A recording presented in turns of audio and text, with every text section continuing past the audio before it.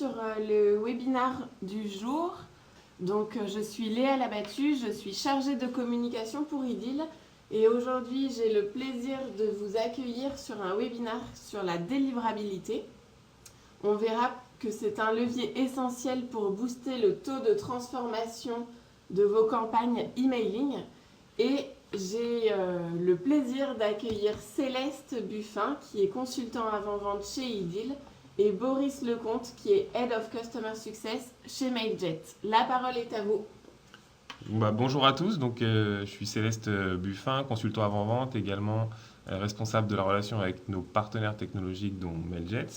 Donc on va aujourd'hui vous présenter grâce à eux les leviers pour optimiser la délivrabilité et on ira voir aussi dans IDIL comment c'est certains points que va nous présenter Boris, comment ça se traduit dans IDIL. Voilà, Boris. Bonjour à tous. Comme indiqué par Céleste, moi, je suis responsable de l'équipe Customer Success à Mailjet et donc on va tout de suite commencer par vous expliquer comment un email est envoyé via IDIL et Mailjet. Donc pour ce faire, cela passe par ce qu'on appelle le protocole de communication SMTP. Donc une fois que vous avez saisi votre email et vos contacts dans IDIL, donc en tant qu'expéditeur, cela va être envoyé directement via Mailjet, donc le routeur d'email, vers le destinataire et donc forcément le système qu'il utilise, soit un webmail, soit un FAI. On va détailler tout de suite ce que sont les webmails et FAI. Donc, les FAI fournisseurs d'accès à Internet sont Orange, SFR, Free, Bouygues en France.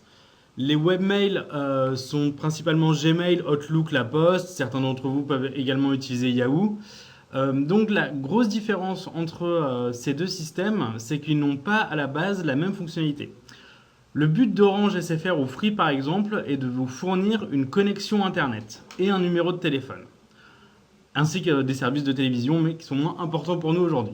Donc en fait leur métier principal ce n'est pas de vous fournir une boîte mail. Cependant ils le fournissent en tant que service annexe historiquement depuis les débuts d'Internet, mais donc ils vont vous fournir des systèmes qui sont un peu plus restreints que les webmails. En effet, Gmail créé par Google a été directement créé afin de récupérer le maximum d'informations et de données en complément des recherches que vous utilisez sur Google. Ceci afin de vous proposer de meilleurs services, de la publicité, etc.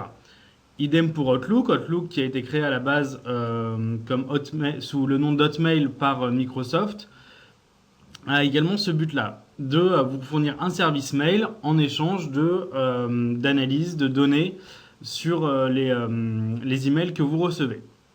Donc, le budget qui est alloué à ces deux systèmes est complètement différent. Ce qui fait que lorsque vous allez envoyer un email vers une personne qui a une boîte mail chez un FAI, le système va être beaucoup plus simple. Est-ce que l'email est accepté en boîte de réception? Oui ou non? Alors que sur les webmails, comme par exemple chez Gmail, vous avez des onglets de boîte principale, des onglets promotion, des onglets de réseaux sociaux, puisque Gmail est capable d'analyser selon le titre et le contenu de vos emails ou les classer. Donc comme ça, ils vont proposer des services de filtre qui sont plus poussés et on peut dire qui vous permettent de classer vos emails de façon un peu plus pertinente. Donc on va vraiment avoir des personnes en face de nous qui ont des objectifs complètement différents en termes de filtres sur les emails entrants. Exactement, tout à fait. Et ainsi que des budgets à allouer complètement différents au traitement des emails. Donc ça va être un facteur qui va jouer effectivement sur la délivrabilité. Justement, alors à propos de délivrabilité, puisqu'on en parle depuis tout à l'heure, mais on va commencer par une définition de ce qu'est la délivrabilité. Donc la délivrabilité, ça décrit le nombre de messages qui atteignent la boîte de réception du destinataire et qui peuvent être attribués à une campagne précise ou à un expéditeur. C'est-à-dire qu'aujourd'hui, lorsqu'un emailer comme Mailjet va vous parler de taux de délivrabilité, Il va vraiment vous indiquer le nombre d'emails qui ont atteint la boîte de réception du destinataire ou des destinataires dans le cadre d'une campagne marketing. Parce qu'en effet, au niveau mondial, on estime que plus de 20% des emails sont perdus selon un baromètre Return Pass. Donc Return Pass qui fournit des indicateurs de réputation comme le Sender Score dont on parlera un peu plus tard. Donc sur la délivrabilité, ici je vais vous détailler en fait un petit peu les différents filtres qui sont mis en place avant que votre email arrive pour que vous puissiez voir exactement toutes les étapes par lesquelles doit passer un email avant d'atteindre le destinataire. Donc, ce sont les filtres qui sont mis en place par ces acteurs, donc ces webmails ou ces FAI Exactement. qui sont Alors, mis en place de leur côté. tout à fait. Ce sont les webmails, FAI, mais il y a également, on le verra après, les règles de l'utilisateur, où on parlera également un petit peu des serveurs privés, puisqu'on est quand même en présence de grandes entreprises qui ont aussi des règles de filtrage qui leur sont propres. Donc une fois que le mail quitte le routeur, Mailjet par exemple, la première barrière va être les filtres de connexion. Donc dans le cadre des webmails ou des FAI, là, les filtres de connexion peuvent être de plusieurs sortes. Si l'expéditeur est connu comme étant un spammer, le mail peut être rejeté directement. Le serveur destinataire, s'il s'agit d'une grande entreprise, peut également être configuré de telle sorte de rejeter tous les emails qui sont envoyés sur des listes de contacts massifs, par exemple. Ça peut être également de rejeter tous les mails publicitaires ou ce genre de filtre. Ensuite, il va y avoir ce qu'on appelle les blacklists. Les blacklists, donc, c'est vraiment mis en place donc, par les webmails FAI et les serveurs destinataires professionnels pour rejeter complètement les emails envoyés. Donc, par exemple, en cas de mots-clés qui ne conviennent pas, en cas de réputation de l'expéditeur qui ne convient pas, mais également en termes de contenu. Par exemple, certains serveurs destinataires vont refuser toutes les pièces jointes, puisque les pièces jointes peuvent possiblement avoir des virus, ou par exemple les exécutables qui en général ne doivent pas transiter par des emails. Donc voilà, c'est tous ces systèmes de blacklist qui vont rejeter directement les emails. A contrario, il y a toutes les whitelists, et c'est là où on voit beaucoup de messages dans les emails. Pensez à bien valider l'expéditeur pour continuer à recevoir nos emails. Pensez à ajouter l'expéditeur dans votre carnet d'adresses pour que celui-ci soit reconnu en tant qu'expéditeur de confiance. Donc ces whitelists, elles peuvent être faites au niveau du destinataire, mais également au niveau du serveur. Hotmail, par exemple, peut dire, je sais que tous les emails de la compagnie A sont des emails, par exemple, de type informationnel, avec des informations qui sont très importantes pour nos utilisateurs. Je vais donc mettre un whitelist pour accepter tous les emails de l'entreprise A. Il y a ensuite les systèmes de grade list. Les systèmes de grade list sont à mi-chemin entre la blacklist et la whitelist, puisque ce sont des systèmes de temporisation temporaire. C'est-à-dire que Hotmail, par exemple, peut décider que les emails de la compagnie B sont légitimes, mais que là, actuellement, ils ont, suite à, par exemple, à un contenu très promotionnel, ils ne vont pas les laisser entrer en priorité parce qu'il y a d'autres destinataires de leur whitelist qui sont plus prioritaires. Et donc, ils vont temporiser les emails. C'est-à-dire que la campagne, au lieu d'être délivrée par exemple en 1 heure habituellement, peut être délivrée en 3 heures, 5 heures, voire plusieurs jours. Ça peut arriver par exemple assez régulièrement pour tout ce qui est e-commerce au moment des soldes ou de grandes vagues de promotion comme le Black Friday par exemple. Si une compagnie décide d'envoyer du jour au lendemain de 20 000 à 500 000 emails, il y a forte chance que Gmail, Hotmail, voire Orange temporisent les emails parce qu'ils vont dire c'est bizarre que d'un seul coup il y ait une augmentation du trafic et donc on va temporiser ces emails. Ils arriveront donc à un moment, mais plus tard. On verra ce sujet également de la temporalité des emails et de l'importance d'envoyer des emails de manière régulière. Régulière, merci. Ensuite, il va y avoir les scores de réputation. Là, les scores de réputation, ils peuvent être attribués par plusieurs organismes, que ce soit les FAI, mais également des organismes externes. Je vous ai parlé de Return Pass juste avant, qui lui fournit par exemple un sender score. Ce sender score est calculé de 0 à 100 et peut être utilisé par les FAI ou les webmails pour savoir si un expéditeur peut être de confiance. Donc par exemple, pour le sender score, si vous envoyez justement des campagnes en masse alors que habituellement ce n'est pas le cas, ils vont vous donner un score de réputation qui va être en dessous par exemple de 75, ce qui est très mauvais pour le sender score. Et donc Gmail, Hotmail ainsi que d'autres FAI ou webmail vont regarder ce score pour vous attribuer une réputation. On parlera également de réputation d'expéditeur juste après. Mais voilà, c'est un score qui vous est attribué par les FAI et les webmails et qui permet de voir si vos emails vont être classés en boîte de réception, en spam ou rejetés. Enfin, la dernière partie, ce sont les règles de l'utilisateur qui, par exemple, dans sa boîte mail, va dire qu'il préfère accepter les messages de l'entreprise A plutôt que l'entreprise B, qu'il veut que certains messages soient traités de manière prioritaire par sa boîte mail et valorisés. C'est tout le système de favoris, de petites étoiles, mais également le système de rejet qui peut faire beaucoup de mal à la délivrabilité d'un destinataire, puisque ce sont également les règles de l'utilisateur au niveau de sa boîte mail, surtout chez Gmail ou Hotmail, qui vont définir votre réputation. Et du coup, est-ce que tous les FAI et les webmails mettent en place les mêmes fils de connexion ou partagent la même blacklist, par exemple?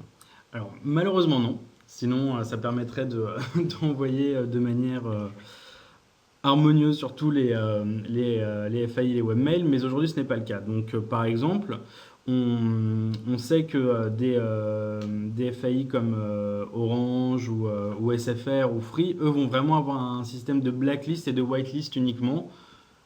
Si le message n'a pas à être accepté, il va être envoyé directement dans la boîte spam. D'accord. A contrario, Gmail, par exemple, avec son système d'onglets, va pouvoir dire « D'accord, cet email-là semble promotionnel, on va quand même l'accepter en boîte de réception, mais on va le classer dans l'onglet promotionnel. » Ce qui fait que l'utilisateur pourra y avoir accès sans aller devoir le chercher dans sa boîte spam.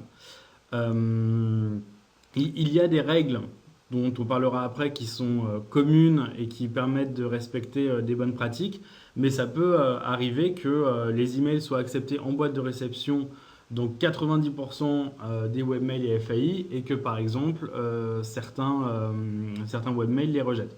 Je vais prendre le cas de Hotmail par exemple. Hotmail, on sait qu'à peu près 50% des emails ne sont pas acceptés en boîte de réception quand ils sont envoyés vers Hotmail. D'accord. Et est-ce que les FAI et les webmails sont totalement transparents sur les règles qu'ils appliquent ou pas? Alors malheureusement non. Il y a des fois on a des grandes pratiques et des grandes lignes. On a également des indicateurs dans tout le détail technique de l'email. Donc c'est la partie qu'on appelle le header de l'email. On a des retours des FAI sur pourquoi est-ce qu'ils considèrent un email comme du spam ou comme légitime. Malheureusement, on n'a pas de grandes lignes qui peuvent être suivies et qui seront validées à 100%, car c'est ce qui leur permet également de se protéger des spammers, de garder secret une partie de leurs filtres et de leurs conditions de blacklist pour justement permettre de filtrer un maximum de spam. Alors, moi, je vois par exemple des fois des cahiers des charges en avant-vente qui demandent qu'un engagement de taux de délivrabilité, par exemple, à plus de 95%. Donc, est-ce que c'est possible de s'engager sur un taux de délivrabilité du coup? Alors, nous, chez Mailjet, c'est quelque chose qu'on ne fait pas, de s'engager sur un taux de délivrabilité, puisque on va le voir dans les prochaines parties. Le taux de délivrabilité est dépendant d'un grand nombre de facteurs, principalement la réputation de l'expéditeur, les listes de contacts. Donc si par exemple vous vous engagez sur un taux de délivrabilité et qu'après l'expéditeur envoie sur une liste de contacts qu'il a par exemple acheté ou loué, ce qui est une pratique interdite, bah là malheureusement vous serez lié par votre contrat et ça sera impossible d'avoir un beau taux de délivrabilité puisque la liste aura été obtenu de manière frauduleuse. D'accord. Donc beaucoup de paramètres qui Exactement. rendent Donc, difficile on- d'assurer. exactement. On pourrait, par Engagement. exemple, on va dire dans le meilleur des cas, s'engager sur un taux de délivrabilité si les différents paramètres de bonnes pratiques sont respectés, ce qu'on verra après. Mais par exemple, voilà, on est sur une bonne liste de contacts qui a été obtenue de manière double opt-in, avec un ciblage d'utilisateurs de moins de 3 mois. Ouais, Bon, bah là, on pourrait se dire, bon, si le cahier des charges est respecté pour une bonne délivrabilité, on pourrait s'engager là-dessus. Mais il faut que ça soit des deux côtés, du coup. D'accord. Ok, c'est très clair. Donc, on va justement maintenant parler de réputation de l'expéditeur et également des autres facteurs qui sont analysés par les FAI et les webmails pour analyser votre réputation et la qualité de vos envois. Donc le premier facteur, donc on va parler de la réputation de l'expéditeur. On verra ensuite la qualité des listes de contacts et le ciblage, ainsi que bien sûr le contenu et l'aspect du message qui comptent aussi. Et le dernier point, c'est la fréquence et la pertinence des emails qui va aussi entrer en jeu dans la délivrabilité. Alors avant de rentrer dans le détail, moi j'ai une petite question pour toi, Boris. Est-ce que parmi ces 4 facteurs, il y en a un qui est plus important que les autres? Alors, il y en a qui sont un peu plus importants, comme par exemple justement la réputation de l'expéditeur qui va être un petit peu à la base de tout, et notamment on va parler de configuration technique après, mais tous ces facteurs ont un lien entre eux. C'est-à-dire que s'il y en a un qui est fait de manière optimale, mais qu'un autre n'est pas optimisé, l'impact peut être négatif sur les autres, et on verra justement comment ces différents facteurs sont liés et comment ils ont une influence les uns sur les autres. Merci. Donc la réputation commence au niveau de l'adresse IP et du domaine d'envoi. Donc chaque email doit transiter par une adresse IP, c'est quelque chose qui est obligatoire techniquement et qui est fait que ce soit pour vos emails personnels, professionnels ou envoyés via un routeur. Donc ces adresses IP d'envoi, elles peuvent être soit mutualisées, soit dédiées. Qu'est-ce qu'une adresse mutualisée? C'est une adresse qui est partagée par plusieurs expéditeurs. C'est-à-dire que la compagnie A, la compagnie B et la compagnie C peuvent utiliser les mêmes adresses. Il y a plusieurs avantages et inconvénients pour l'utilisation d'adresses IP mutualisées. C'est exactement, je pense qu'on en parlera après. C'est exactement la même chose pour les adresses IP dédiées. Une adresse IP dédiée, c'est une adresse IP qui est attribuée à une seule entreprise. Donc par exemple, la compagnie A va avoir une adresse IP qui lui est dédiée, qui sera utilisée uniquement pour ses envois à elle. Au niveau des noms de domaine, il y a également une réputation. Par exemple, Gmail attribue une réputation au domaine d'envoi et également aux adresses IP. Donc on parle vraiment de l'IP de l'entité qui est en charge d'envoyer les emails. Donc là, on parle des IP Mailjet. Hein, et effectivement, si on prend le cas de IDIL, IDIL dispose d'un pool d'adresses dédiées chez Mailjet, donc dédiées à IDIL. Donc il y a plusieurs adresses qui peuvent être utilisées aléatoirement, un petit peu, en fonction des volumes qui arrivent en même temps, par IDIL au moment où les clients d'IDIL font des envois à travers IDIL. Donc voilà, aujourd'hui, par défaut, tous les clients qui utilisent IDIL pour envoyer des emails en masse ont leurs emails qui sont routés à travers un pool d'IP mutualisés de Mailjet, qui sont déjà chaudes et qui donc sont déjà connues des FAI. Ouais, il faut savoir aussi que vous avez la capacité à basculer en IP dédié si vous le souhaitez. Donc c'est possible également. Dans des cas très particuliers, ça peut être judicieux, on le verra par la suite. Voilà, et ensuite, chaque nom de domaine, effectivement, va être également paramétré dans IDIL. Et Boris, quels sont les avantages et les inconvénients d'être en IP mutualisé ou en IP dédié? Alors, l'IP mutualisé, comme le disait Céleste, a l'avantage que les IP soient déjà préchauffés, donc déjà connus des FAI et des webmails. Le désavantage, c'est que vous partagez votre réputation.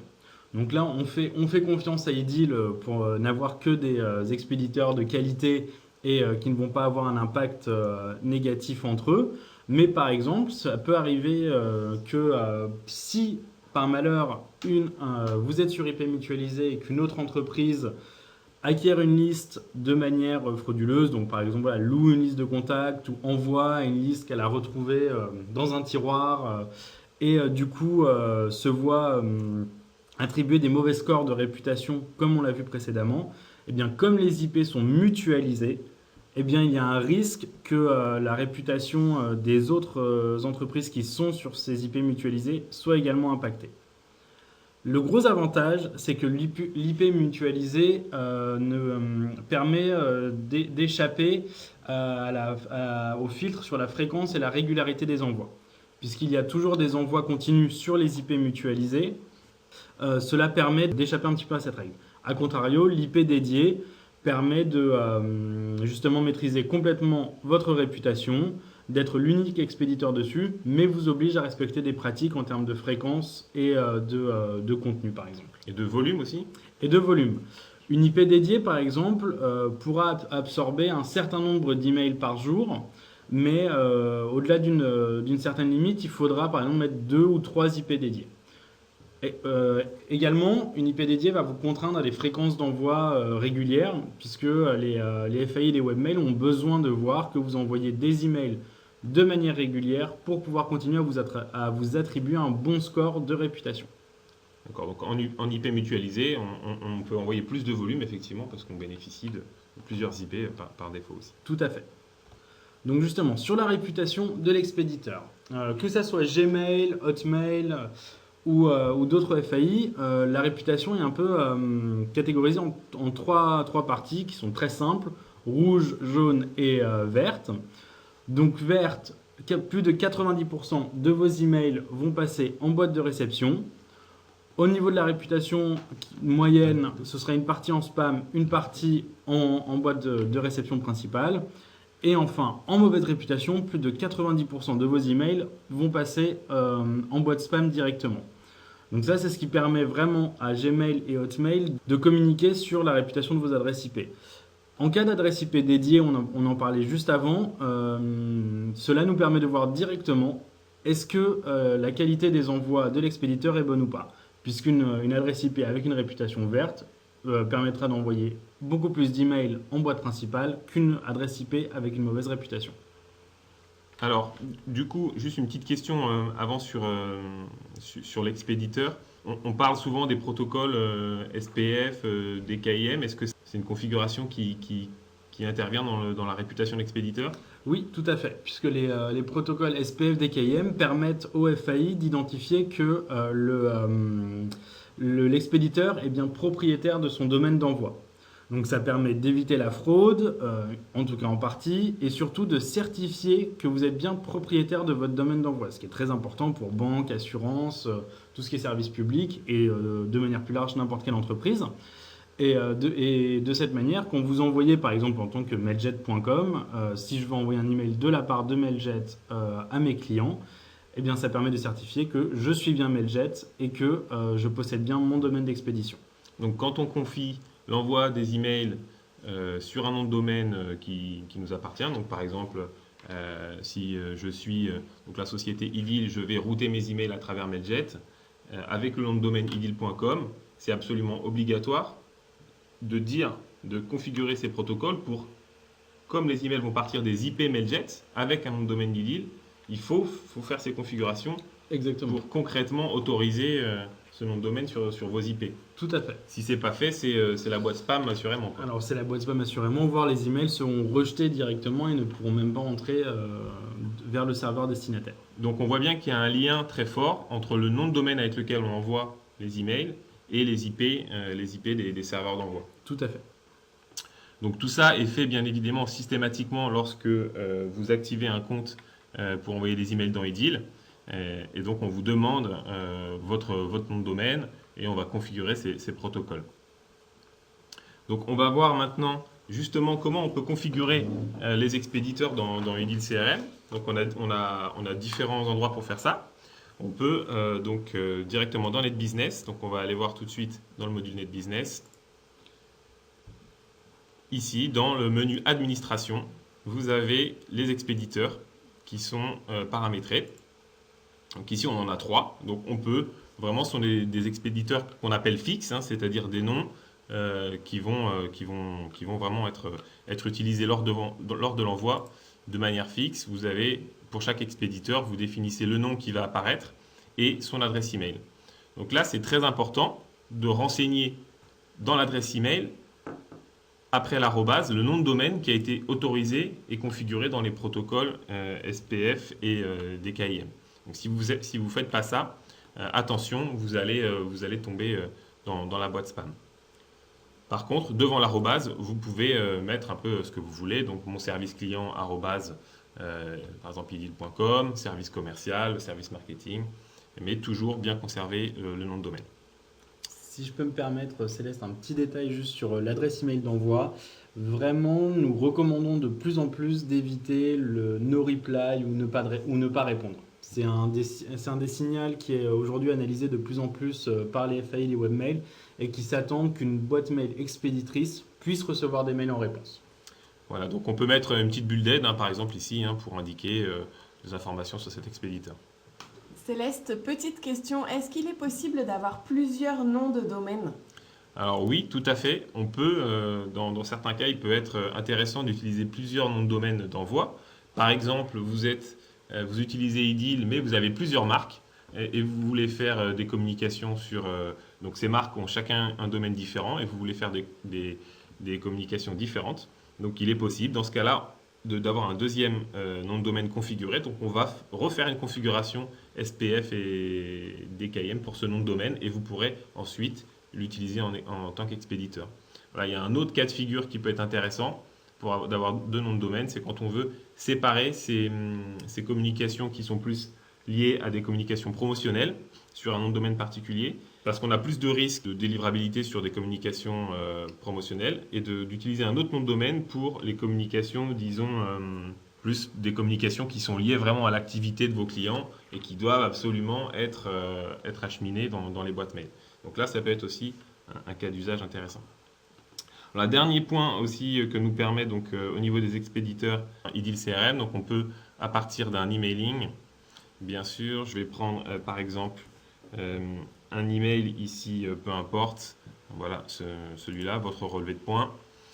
Au moment où vous configurez vos paramètres d'envoi dans IDIL, ici vous avez effectivement la configuration de l'expéditeur. C'est ici que vous allez retrouver, donc, dans les paramètres d'envoi, les fameux expéditeurs qui sont configurés dans la liste qu'on vient de voir juste avant. Donc, on va les retrouver les 3 ici.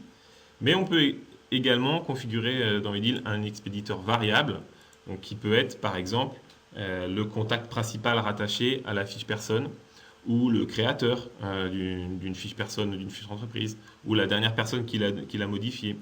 Voilà, donc ça va nous permettre d'envoyer des emails à nos clients qui viennent par exemple de leur commercial attitré. Donc bien sûr, attention encore une fois, il faut que les adresses email de ces utilisateurs dans le CRM aient le même nom de domaine. Voilà pour l'expéditeur. Ok, super. On va maintenant parler de qualité des listes de contacts et de ciblage. Donc, une liste de contacts doit bien évidemment être collectée selon les bonnes pratiques. Je pense que vous avez tous entendu parler dernièrement de tout ce qui était le règlement GDPR et tout ce qui est protection des données personnelles. Donc, qu'est-ce qu'on appelle bonne pratique de collecte? Eh bien, déjà, c'est l'opt-in. Donc, c'est-à-dire que vous ne devez pas utiliser une adresse email pour laquelle vous n'avez pas eu le consentement de la personne de recevoir vos emails. En termes de très bonnes pratiques, on va parler de double opt-in. Donc, qu'est-ce que le double opt-in? C'est que lorsque vous récupérez une adresse email via un formulaire d'inscription, eh bien, vous allez envoyer un email derrière à l'utilisateur, au destinataire, pour lui demander de cliquer dans un lien pour confirmer que cette adresse existe. Cela vous permettra par exemple d'éviter d'avoir trop d'emails en erreur dans vos listes de contacts, mais également que l'expéditeur est complètement intéressé par vos communications. Évidemment, on évite l'opt-in forcé qui est par exemple toutes ces cases précochées pour recevoir les emails des partenaires, de tierces, d'autres compagnies. Le maintien d'une bonne hygiène de liste est également très important. On va en parler juste après. Mais voilà, vraiment, on voulait insister sur le fait qu'une liste de contacts, elle a un impact sur tous vos envois, sur la réputation de votre marque, sur votre réputation d'expéditeur, et qu'une liste qui aurait été acquise de manière frauduleuse va complètement impacter votre réputation et nuire finalement à votre business et à tous vos envois futurs. Donc, qu'est-ce qu'une bonne hygiène de liste? Donc, une bonne hygiène de liste, c'est qu'une liste de contacts, ce n'est pas juste quelque chose qu'on acquiert et puis on envoie des emails dessus et on ne s'en occupe plus.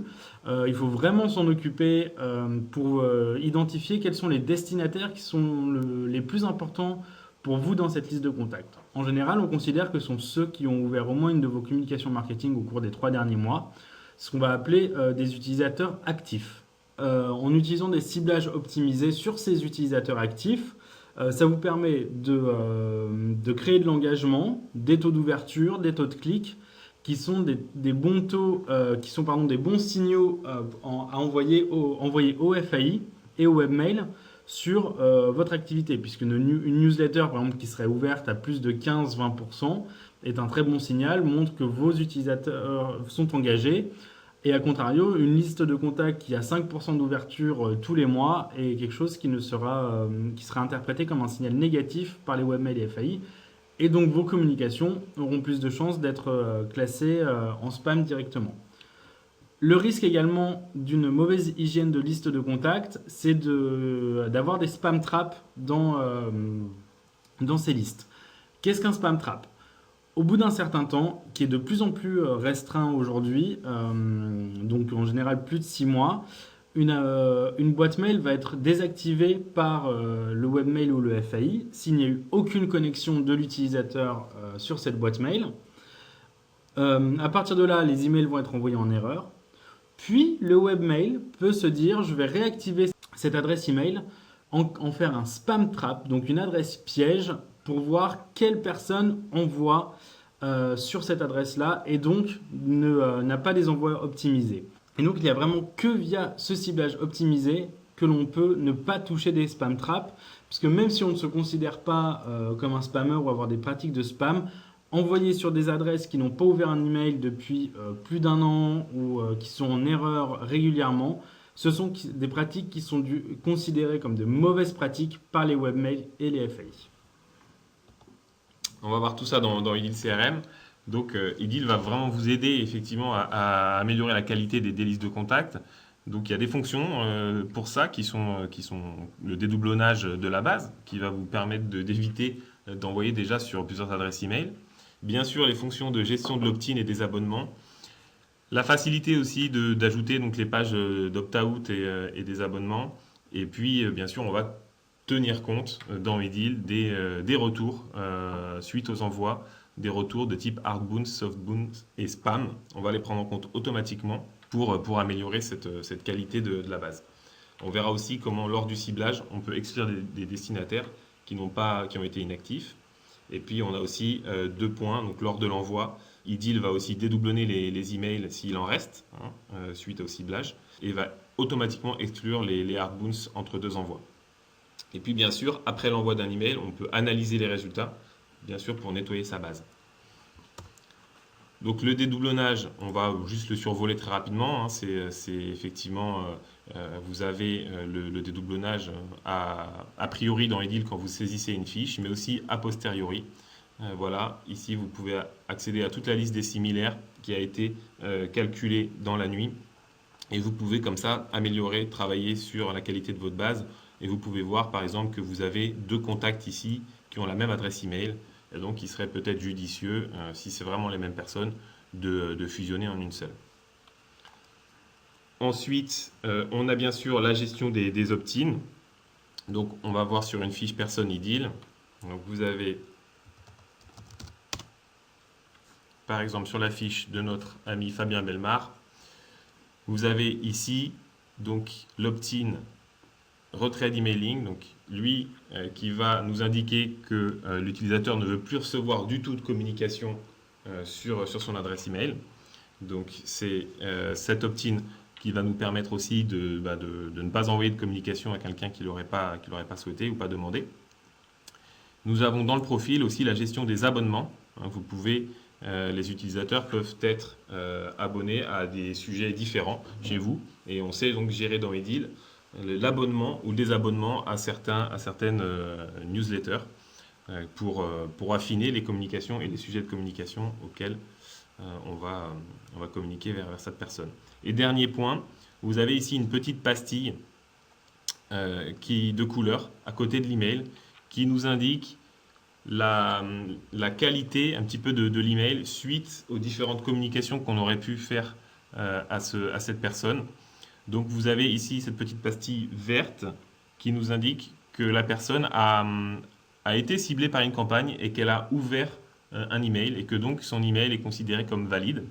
Et on va avoir d'autres couleurs de pastilles comme par exemple orange si la personne a été ciblée par un email mais ne l'a pas ouvert, ou encore rouge si la personne a classé votre email en spam.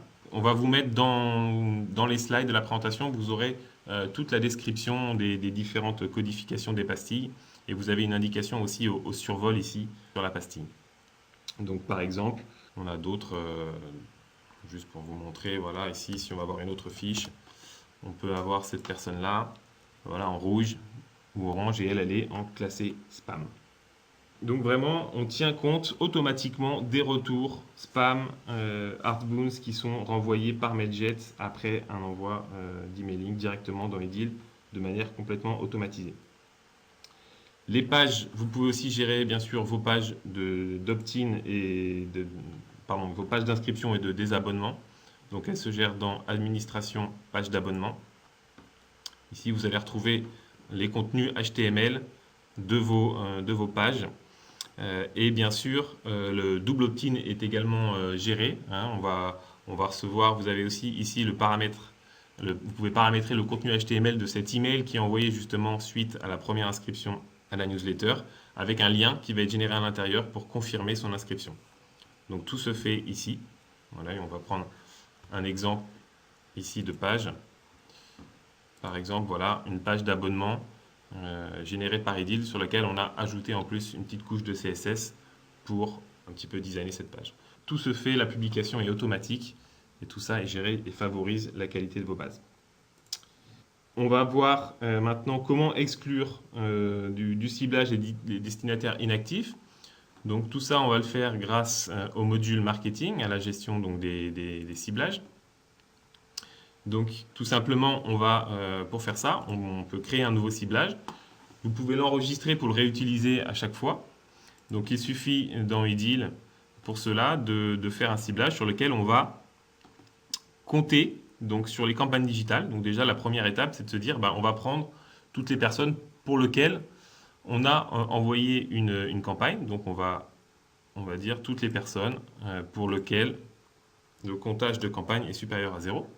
D'accord. Donc là, on cible toutes les personnes auxquelles on a envoyé une campagne. Et si on veut ensuite filtrer sur les personnes qui l'ont reçue, on a la possibilité de faire un autre filtre, vraiment, et de utiliser ici le statut. Voilà, le statut. Et on va dire égal à... Donc là, il faut le connaître. On pourra vous les donner aussi. 0. Donc 0, c'est le statut qui signifie ouvert. Et on va déjà comme ça calculer.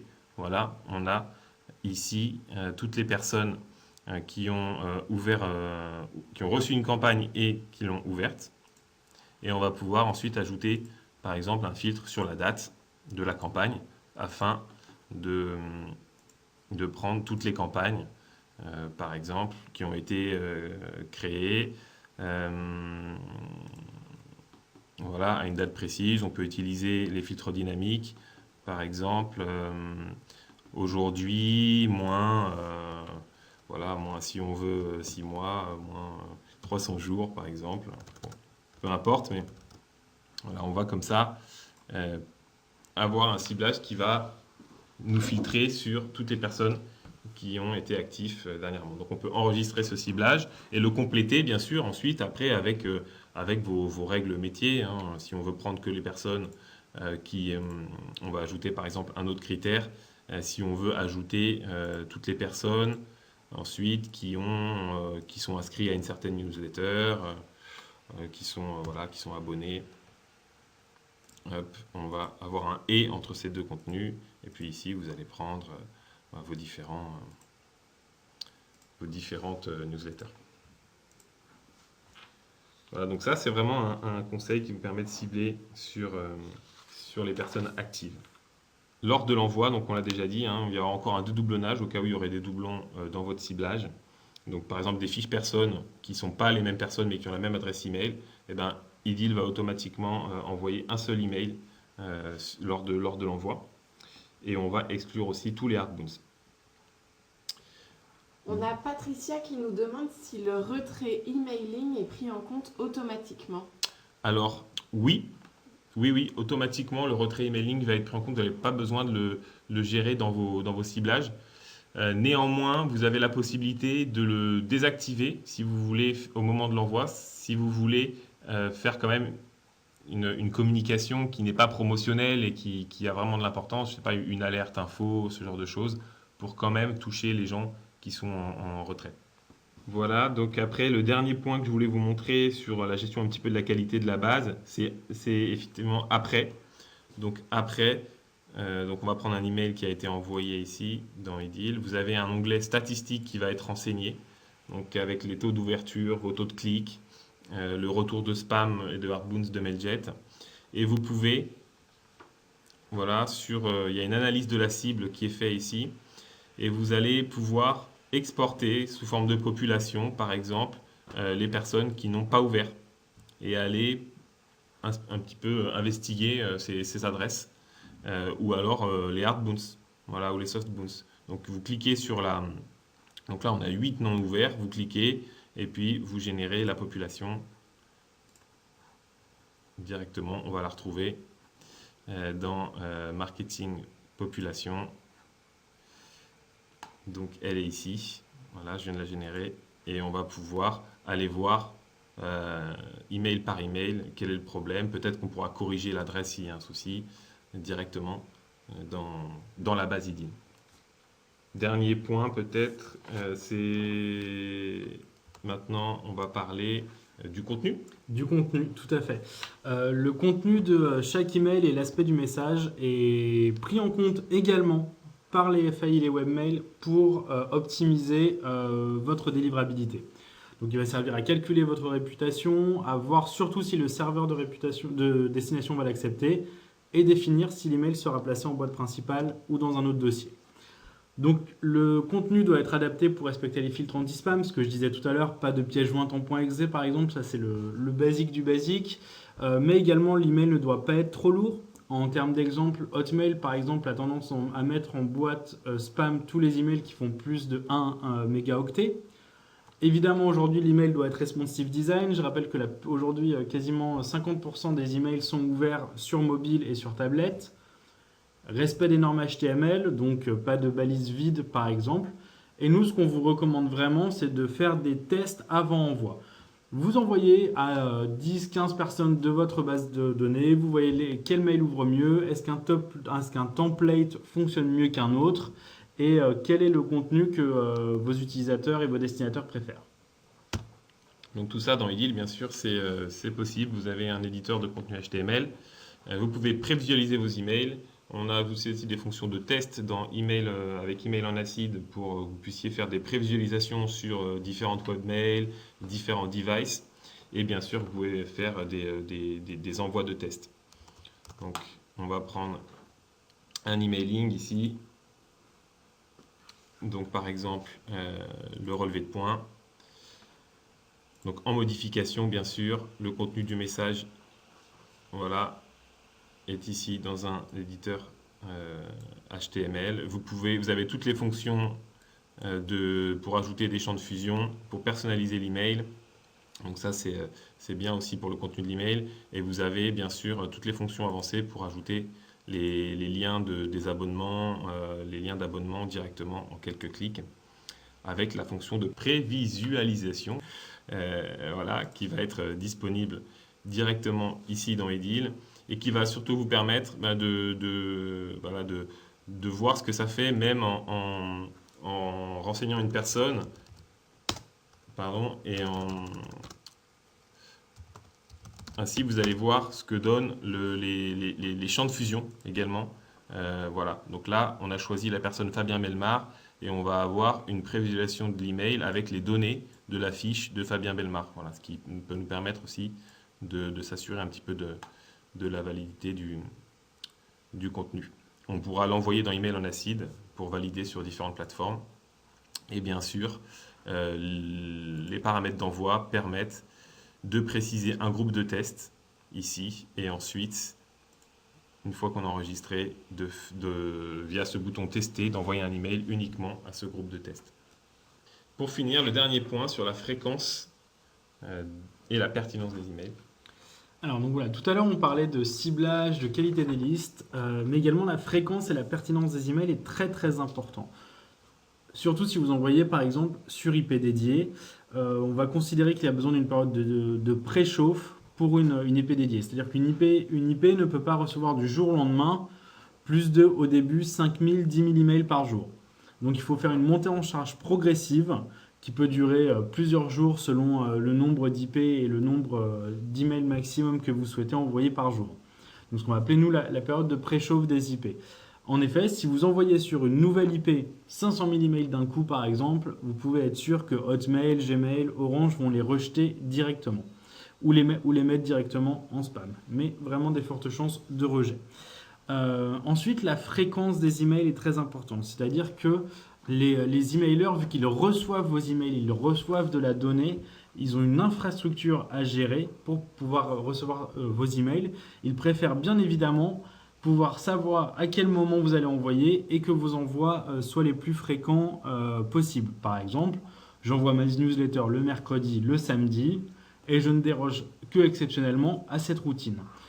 Évidemment, il y a des périodes de soldes et de promotion où on sait qu'il va y avoir beaucoup plus d'envois, mais à ces moments-là, il y a plus de chances aussi que vos emails soient mis en grey list, donc temporisés, soit mis en boîte spam par exemple. Donc c'est pour ça qu'il est très important de maintenir une fréquence d'envoi, si on a des augmentations de volume à faire, les faire progressivement. Hors promotion, c'est vrai qu'une communication, si elle n'a pas de date légale par exemple, vous pouvez l'envoyer plutôt que de l'envoyer sur 2 jours, vous l'envoyez sur 5 jours. Comme ça permet de lisser votre envoi et de montrer au FAI que vous prenez aussi en compte ce paramétrage-là et donc que vous envoyez vos emails petit à petit en faisant des augmentations progressives. Donc que vous connaissez les règles de délivrabilité et que vous n'allez pas envoyer massivement d'un coup sur une liste de contacts que vous avez acquise dans un tiroir par exemple. Donc sur les points à retenir. Voilà, la base de l'emailing, ce qu'on a parlé tout à l'heure avec Céleste, c'est la configuration technique. Si vous n'avez pas de SPF, DKIM, d'enregistrer, de toute façon, vos emails vont être envoyés en boîte spam. On va dire qu'une fois que cette partie-là est faite, toutes les autres parties sont liées. Donc par exemple, on a vu la qualité des listes de contacts, le ciblage, donc très important de router principalement aux ouvreurs de moins de 3 mois, d'envoyer des emails avec une fréquence et surtout une pertinence et de manière régulière. Donc quand on parle de pertinence, c'est-à-dire que vos utilisateurs sont habitués à recevoir un certain type d'email. S'ils n'ont pas du tout souscrit pour des promotions, leur envoyer des promotions, ça ne servira à rien. Ils vont tendance à se désabonner et aller voir à classer vos emails en spam, ce qui pourra avoir un impact sur vos autres communications. Le contenu et l'aspect du message. C'est vrai que là, on n'a pas parlé de ratio texte-image, mais par exemple, il est très important d'avoir des images qui sont légères et qui ne sont pas en grand nombre dans l'email. Donc, on a vraiment ce ratio de 70% de texte et 30% d'images qui est très important. Et enfin, la réputation de l'expéditeur. On l'a vu tout à l'heure, que ce soit au niveau du domaine ou des adresses IP. Donc voilà, possible de changer de domaine d'envoi selon les types de communication, mais faire bien attention que ces domaines aient une bonne réputation, ne soient pas blacklistés et ne soient pas utilisés pour envoyer trop de contenu promotionnel. Donc c'est un cercle virtueux. Tout à fait. Voilà. Là, On arrive un peu à la fin du webinaire, juste un petit slide sur, sur les services qui peuvent, voilà, être intéressants quand on veut un peu gérer sa base. Voilà, tout à fait. Donc nous, à Mailjet, on va proposer plusieurs types de services. Donc par exemple, les formations de délivrabilité qui peuvent être à distance ou sur site d'une demi-journée ou d'une journée.